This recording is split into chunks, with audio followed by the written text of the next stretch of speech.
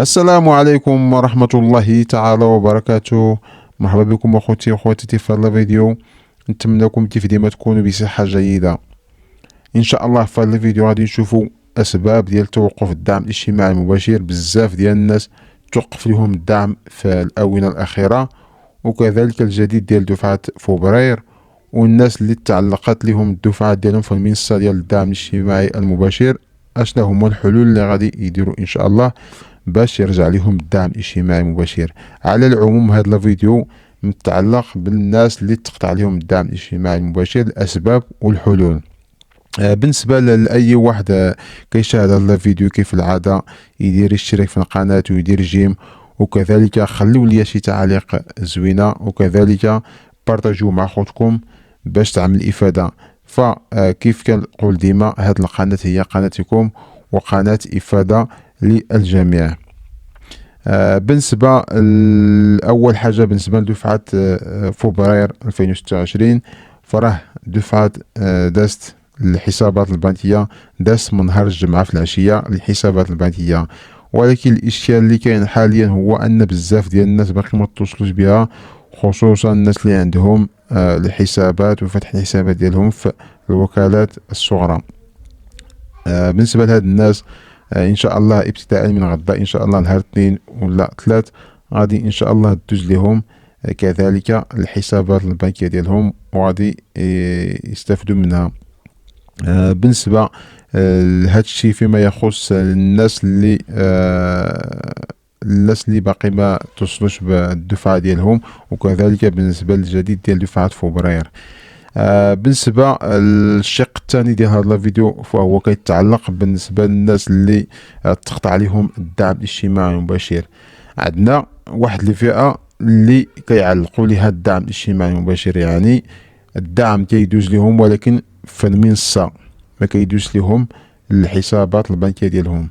هاد الناس هما الناس اللي عندهم ديون في الضمان الاجتماعي، الناس اللي كيتسليهم لاسينيسيس.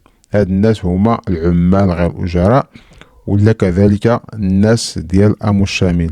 هاد الناس هما اللي كيخلصوا الاشتراكات الشهرية ديال التغطية الصحية.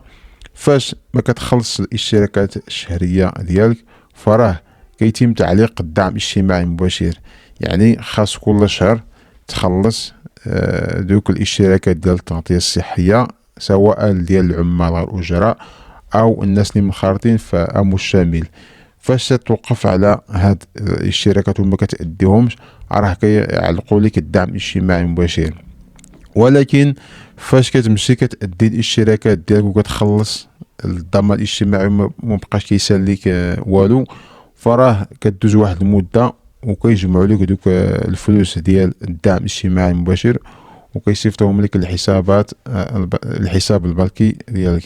يعني هاد الناس راه المشكل ديالهم بسيط، غير فاش تخلص الاشتراكات الشهرية راه كيتم صرف الدعم الاجتماعي المباشر للحساب البنكي. بالنسبة للناس اللي كيجيهم واحد الميساج على الشكل التالي، كيقولوا لهم حرصا على استمرار تسجيل أبنائكم في السجل الوطني للسكان وضمان إفادة الأسرة من برامج الدعم الاجتماعي المباشر، يرجى التوجه إلى مركز خدمات المواطنين لتحيين البيانات البيومترية للأبناء الذين استوفوا 5 سنوات، وذلك في أجل لا يتعدى 30 يوم. بالنسبة لهاد الناس اللي كيجيهم هاد الميساج فراه كيتعلق بالنسبة للأبناء الصغار اللي يلا وصلوا 5 سنين. بالنسبة لهاد الأبناء فاش تسجلوا أول مرة راه ما كياخدوش لهم ديك البصمة ديال العينين، راه غير كيصوروهم تصويرة عادية.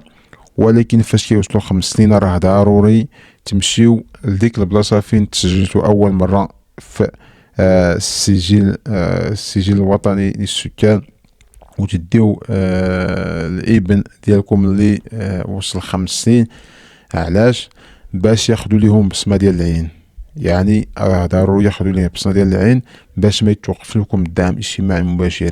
يعني اي واحد جا هاد الميساج وصل الابن ديالو 5 سنوات، يعني راه ضروري يمشي لديك الملحقة فين تسجل باش يعاودوا ليه باش يصوروا ليه العينين، يعني ياخذوا ليه بصمة ديال العين.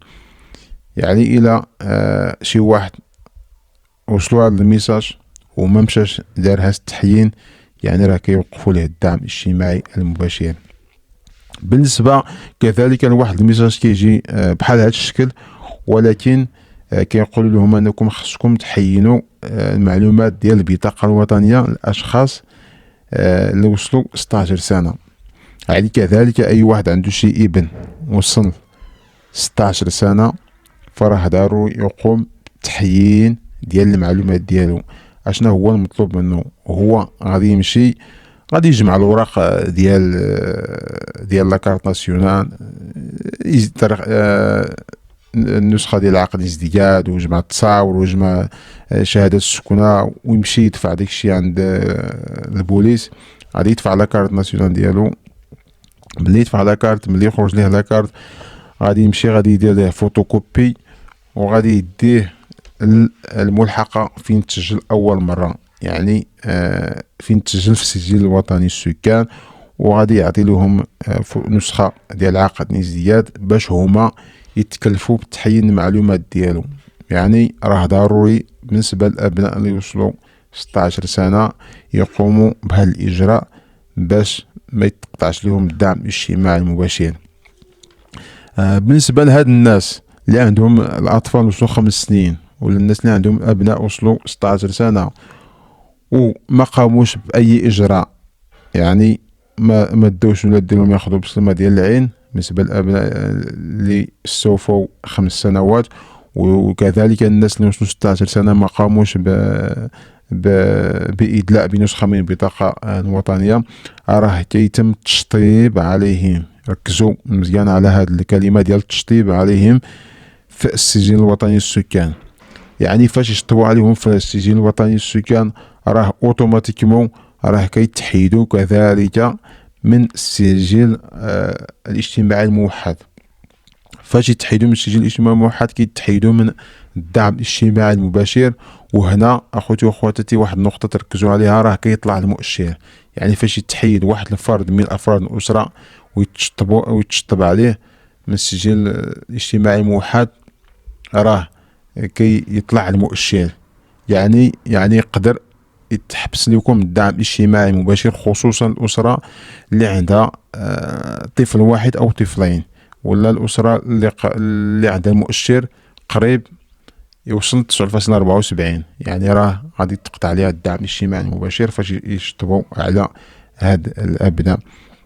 لذلك هاد الناس راه الوضعيه ديالهم سهله، يعني ديو الابن ديالكم الملحقه وقوموا بهذه الاجراءات اللي قلت لكم باش يحينوا لكم من المعلومات ديالكم وما يتوقف لكم الدعم الاجتماعي المباشر. بالنسبه للناس اللي وصلوا لهذه المرحله ديال الفيديو، ما تنسوش بارطاجيو مع خوتكم باش تعمل افاده، بارطاجيو باش يستافدوا الناس، ديروا جيم باش يبقاو يطلع لكم هاد الفيديوهات اللي فيهم افاده بعيدا عن التفاهه. وكذلك الناس اللي باقي ما مشتركين مرحبا بكم في هذه القناه، اشتركوا. والناس اللي عندهم اشكالات يحطوها لي في التعليق، كيف ديما مرحبا بكم، راه كنقرا التعليق ديالكم وكنجاوب، اما نجاوبكم في التعليقات او ندير فيديو جديد ونجاوبكم. لذلك ما تبخلوش علينا، والسلام عليكم ورحمه الله تعالى وبركاته.